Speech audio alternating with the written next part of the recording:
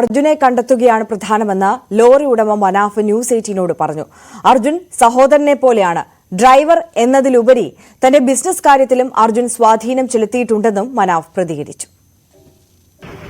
അർജുനായുള്ള രക്ഷാദൌത്യം വീണ്ടും പുനരാരംഭിച്ചതിൽ വലിയ സന്തോഷത്തിലാണ് കുടുംബവും ഒപ്പം ലോറി ഉടമയായ മനാഫും ഒക്കെ. എന്തായാലും ലോറി ഉടമ മനാഫ് ഇപ്പോൾ നമ്മോടൊപ്പം ചേരുന്നുണ്ട്. അദ്ദേഹം കഴിഞ്ഞ കുറേ ദിവസങ്ങളിലായി ശിരൂരിൽ തന്നെയാണ്. നമുക്ക് എത്രത്തോളം പ്രതീക്ഷയുണ്ട്? ഇപ്പം ഈ പുനരാരംഭിച്ച തന്നെ വലിയ സന്തോഷമുള്ള കാര്യമാണ്. നമ്മളെ പ്രതീക്ഷയൊക്കെ നഷ്ടപ്പെട്ടു പോയിന്. എന്നാലും പിന്നെയും രണ്ടാമത് ഇപ്പം ഇത് തുടരാന്ന് പറയുന്നത് പിന്നെ എല്ലാവരും ശ്രദ്ധയും ഇവിടേക്ക് രണ്ടാമത് വരിക എന്ന് പറയുന്നത് തന്നെ വലിയ കിട്ടലാണ്. സന്തോഷമുണ്ട് ഈ കാര്യത്തിൽ. ഇപ്പം കുറച്ച് കഴിഞ്ഞാൽ നമുക്ക് അതിന്റെ ഇത് കാണാൻ തുടങ്ങില്ല. നമുക്ക് ഈ ലോറിക്കകത്ത് ക്യാമ്പിനകത്ത് അർജുൻ ഉണ്ടാകും എന്നൊരു പ്രതീക്ഷ അത് കേരളമൊക്കെ പങ്കുവെക്കുന്നതാണ്. മനാഫിക്ക് എന്താണ് അതിൽ? എന്റെ മനസ്സും പറയുന്നത് ലോറിയിലില്ലെങ്കിൽ ഇപ്പൊ ഈ സമയം കൊണ്ട് കിട്ടേണ്ടതായിരുന്നു. ലോറിയിൽ തന്നെ ഉറങ്ങുകയും ലാസ്റ്റ് മൂമെന്റിൽ കണ്ട ആള് വരെ പറയുന്നത് വണ്ടിയിൽ കിടന്ന് ഉറങ്ങുമ്പോഴാണ് ഇത് സംഭവിച്ചത്.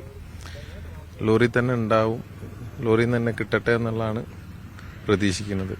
ഈ മനാഫിക്കെതിരെ വന്ന വലിയൊരു വിമർശനം ഈ ലോറി കണ്ടെത്താൻ വേണ്ടിയുള്ള ഒരു ആഗ്രഹം മാത്രമാണ് മനാഫിക്ക്. ഇപ്പോൾ ഇവിടെ രണ്ടുപേർ കൂടി അർജുന് പുറമെ ഇവിടെ അപകടപ്പെടുന്ന സാഹചര്യം ഉണ്ടായിട്ടുണ്ട്, കാണാതാവുന്ന സാഹചര്യം ഉണ്ടായിട്ട്.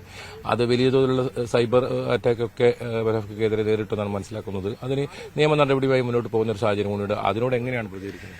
സത്യം പറയുകയാണെന്നുണ്ടെങ്കിൽ ഇത് അറിയാത്ത ആളുകളാണ് ഈ കാര്യങ്ങൾ പറയുന്നത്. വർഗീയപരമായി തന്നെ പറഞ്ഞു പോകുന്നത്.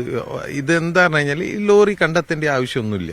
ഇൻഷൂർ കിട്ടാൻ ഇൻഷൂർ എപ്പോഴോ തരാന്ന് പറഞ്ഞു. ഇതിന്റെ എല്ലാ ഡോക്യുമെന്റ്സും എനിക്ക് ഏത് സമയത്ത് പോയാലും ഇവിടുന്ന് കർണാടക അതോറിറ്റിന്റെ ഭാഗത്തുനിന്ന് എന്നോട് ഡിസ്ട്രിക്ട് കളക്ടർ തന്നെ പറഞ്ഞു മനാഫിന് ആ ഡോക്യുമെന്റ്സ് വാങ്ങിയിട്ട് വേണമെങ്കിൽ പോവാം, ബാക്കി ഇൻഷുറൻസ് അവിടെ ക്ലെയിം ചെയ്യാം.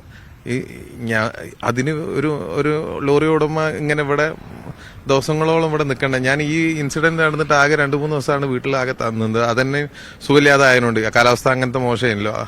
പിന്നെ അത് മുതൽ ഇവിടെ തന്നെ ഉള്ളത്. ഇതിന്റെ ഒരു ആവശ്യവും വണ്ടിന്റെ ആവശ്യമില്ല. അതൊന്നാമത് അർജുനും നമ്മളും തമ്മിലുള്ള ബന്ധം എന്താന്നുള്ളത് അറിയാത്ത ആളുകൾ പറയുന്നതാണ്. ആ വേദന അത് പറഞ്ഞറിയിക്കാൻ കഴിയാത്തൊരു വേദനയാണ്. നമ്മളെ വീട്ടിലെ എന്റെ സ്വന്തം അനിയനെ പോലെ തന്നെയാണ് അർജുനും ഞമ്മക്ക്. ഇത്രയും അവനെ പറ്റിയിട്ട് വ്യക്തിപരമായി അറിയാത്ത ആളുകളാണ് ഇതൊക്കെ പറയുന്നത്. എല്ലാവരുമായിട്ട് പെട്ടെന്ന് മിങ്കിളാവുന്ന ആളാണ് അർജുന്. പിന്നെ നമ്മളെ സ്റ്റാഫുകൾ അങ്ങനെയാണ് ഇതാക്കുന്നത്. ഞാന് ഒന്നുമില്ലാത്തോടത്തുനിന്ന് ഉണ്ടാക്കിയെടുത്തതാണ് ഈ സംരംഭങ്ങൾ മൊത്തം. ഒന്നും ഇല്ലാത്തടത്തുനിന്ന് ഞാനും എന്റെ അനിയനും നമ്മളൊരു കൂട്ടുകുടുംബമാണ്.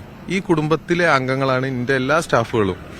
ഇന്നെ ഈ ലെവലിൽ എത്തിച്ചതിലേക്ക് തിരിച്ച് കൊടുക്കേണ്ട ഒരു സമയമാണിത്. എന്റെ ജോലിക്കാർ ഇന്നെ ഈ ലെവലിൽ ഒരു എന്തെങ്കിലും ഒന്ന് ആക്കിയിട്ടുണ്ടെങ്കിൽ അവരെ കൊണ്ടാണ് നമ്മൾ കഞ്ഞി കുടിച്ച് പോണത്. എന്റെ കുടുംബം എന്റെ ജോലിക്കാരെ കൊണ്ട്. അപ്പൊ അവർക്ക് തിരിച്ച് നമ്മൾ കൊടുക്കാൻ ഇപ്പം നിന്നില്ലെങ്കിൽ പിന്നെ ഒരിക്കലും അതിന് സാധിക്കൂല. ഇപ്പൊ ആണ് ഞാന് എന്താ ചെയ്യേണ്ടത് പറഞ്ഞാൽ എന്റെ ജോലിക്കാർക്ക് എന്താണ് ആ തിരിച്ചു കൊടുക്കേണ്ടത്. ഏതൊരു മുതലാളി അങ്ങനെ ആവണം എന്നുള്ളതാണ്. നമ്മളെ ജോലിക്കാരാണ് നമ്മൾ ഇത്ര വളർത്തി ഇത്ര വലുതാക്കിയത്. എന്റെ ഉള്ളിലുള്ള വിഷമവും ഇതും ഒരു മുതലാളി എന്ന് പറഞ്ഞിട്ട് എനിക്ക് വേണമെന്നുണ്ടെങ്കിൽ മാറി നിന്നിട്ട് എന്തായി ഇൻഷുർ കിട്ടിയോ അല്ലെങ്കിൽ ഇവിടെ വേറെ ഒരു സ്റ്റാഫിനെ ആരെങ്കിലും ഏൽപ്പിച്ചാൽ മതി. ആരും ഒന്നും പറയാനില്ല. നമ്മൾ തന്നെ പറഞ്ഞാൽ നമ്മളെ മക്കള് നമ്മള് ഓരോ ഫാമിലി ഒക്കെ ഉള്ള ആ ഡീപ്പ് ബന്ധാണ്. ആ വേദന എന്തായാലും പുറമെയുള്ള ആളുകൾക്ക് എന്തായാലും പറഞ്ഞാൽ മനസ്സിലാവില്ല. അപ്പം ഓനാണല്ലോ നമുക്ക് എല്ലാ എന്താ പറയാ ഒരു വണ്ടിയിൽ നിന്ന് തുടങ്ങിയതാ 6 ലോറി ആക്കി തന്നത് ഈ സ്റ്റാഫുകൾ. അത്രത്തോളം കാലമായി അർജുൻ കൂടി ഉണ്ടല്ലോ. അപ്പോൾ എങ്ങനെയായിരുന്നു അർജുന്റെ ഒപ്പമുള്ള നിങ്ങൾ പലപ്പോഴും ചെലവഴിച്ച സമയങ്ങളൊക്കെ ഓർത്തെടുക്കുന്നത്? ഇവരെയൊക്കെ എന്താ പറഞ്ഞു കഴിഞ്ഞാല് ഇവർക്ക് മരക്കച്ചവടമാണല്ലോ നമ്മളത്. അതായത് ഒരു ലോഡ് എടുക്കാൻ പോയി കഴിഞ്ഞാൽ ചില സമയത്ത് കാട്ടില് കാലാവസ്ഥ മോശമായിരിക്കും, കാട്ടിന്റെ ഉള്ളില് ലോഡ് കയറൂല. അതായത് ദിവസങ്ങളോളം കാട്ടിൽ കിടക്കേണ്ടി വരും. അട്ടന്റെ കടി, മൃഗങ്ങളെ ശല്യം, ഭക്ഷണം ഉണ്ടാക്കി അവിടെ തന്നെ, കാരണം എന്ന് പറഞ്ഞു കഴിഞ്ഞാൽ വലിയൊരു ലോറി കാട്ടിലിട്ട് വെച്ചിട്ട് നമുക്ക് വരാൻ പറ്റൂല. അപ്പൊ എല്ലാവരും ഫാമിലി ആയി മാതിരിയെ ഭക്ഷണം ഉണ്ടാക്കി കഴിച്ച് അവിടെ അതൊക്കെ ചെയ്യണമെന്നുണ്ടെങ്കിൽ, പിന്നെ പ്രധാനപ്പെട്ട ഒരു കാര്യം എന്ന് പറഞ്ഞു കഴിഞ്ഞാൽ ചില സമയത്ത് നമ്മളെ പാർട്ടികളെ നമ്മൾ മറന്നുപോയിണ്ടാവും. അപ്പൊ എനിക്ക് ഓർമ്മിപ്പിക്കുക, ഈ ലോഡായിട്ട് വരുമ്പോ അർജുനെ ഓർമ്മിപ്പിക്കും. അതായത് മനാഫ്ക നമ്മളെ മറ്റേ പാർട്ടി ഓർക്ക് കൊടുക്കാം, ഞാൻ വിളിക്കട്ടെ എന്ന്. അതായത് ഞാൻ പോലും ഓർക്കലുണ്ടാവില്ല. അങ്ങനെ ഒരു ഇതുണ്ട്. ആ ആളുകൾക്ക് എന്താ പറഞ്ഞാൽ നമ്മളെ ലോഡ് കൊണ്ടുപോയി കൊടുത്ത് ആ കച്ചവടം ചെയ്ത് പോരും. അതൊന്നും ചെയ്യേണ്ട ആവശ്യമില്ലല്ലോ. അതേമാതിരി ചില സ്ഥലത്ത് ഏതെങ്കിലും ഒരു പാർട്ടിന്റെ കയ്യിൽ നല്ല മരം ഉണ്ടെങ്കിൽ ഞങ്ങൾ വിളിച്ചു പറയും, നമുക്ക് അങ്ങനെ മരം ഉണ്ട്, വില കുറവാണ്, എന്താ ചെയ്യാൻ, നമുക്ക് എടുക്കല്ലേ. അതായത് നമ്മളെ കച്ചവടത്തില് ഇടപെടുന്ന ആൾക്കാരാ. ലക്ഷക്കണക്കിൽ റുപ്യ വണ്ടിയിൽ കൊണ്ടുവരുന്നതാണ്. അതൊക്കെ എന്ന് പറഞ്ഞാൽ നമുക്ക് അത്രയും വിശ്വാസമാണ്. അങ്ങനത്തെ ഒരു എന്താ പറഞ്ഞ കൂട്ടുകാരന് അല്ലെങ്കിൽ എന്റെ സ്വന്തം അനിയനെ നഷ്ടപ്പെടുക അറിയുമ്പോൾ ആ വേദനാണ് ശരിക്കും എന്താകുന്നത്. ഇവിടുന്ന് വീട്ടിലേക്ക് പോകാൻ വരെ തോന്നാത്തത്, ഇവിടെ തന്നെ നിന്ന് ഓനും കൊണ്ടിട്ട് പോകണമെന്ന് തോന്നുന്നത് അതാണ്. എന്റെ സ്റ്റാഫുകളൊക്കെ ഇപ്പം ഭയങ്കര മാനസിക ഇതിലുള്ളത്. കച്ചവടമൊക്കെ മോശമായി, ഒന്നും ഇപ്പൊ കച്ചവടമില്ല, വണ്ടികളൊക്കെ നിന്നെടുക്കുകയാണ്. ഇതുവരെ അടവുകളൊന്നും തെറ്റിച്ചില്ല. ഇപ്പൊ ഈ പോയ വണ്ടിന്റെ അടവ് വരെ നമ്മളിപ്പോ അടച്ചും കൊടുക്കുകയാണ്. ഇതൊന്നും ശരിക്ക് ഒരു ലോറി കിട്ടാൻ വേണ്ടിയിട്ട് ഇങ്ങനെയൊന്നും ചെയ്യേണ്ട ആവശ്യമില്ല. അറിയാത്തവര് പറയാണ്, നമുക്ക് ആ ലോറിന്റെ ഇൻഷുർ കിട്ടണമെന്നുണ്ടെങ്കിൽ ഇനിയിപ്പോ ഇത് കഴിഞ്ഞിട്ട് വണ്ടി കാണിച്ചു കൊടുക്കേണ്ട ആവശ്യമില്ല. ഇൻ കേസ് ഇനി വണ്ടി കാണിച്ചു കൊടുക്കണമെന്നുണ്ടെങ്കിൽ ഇത് വെള്ളം കുറയുണ്ടല്ലോ. നമ്മളിവിടെ ചെറുപ്പം മുതലേ ഈ ഇതിൽ തന്നെയാണ് ഉള്ള ആൾക്കാരാ.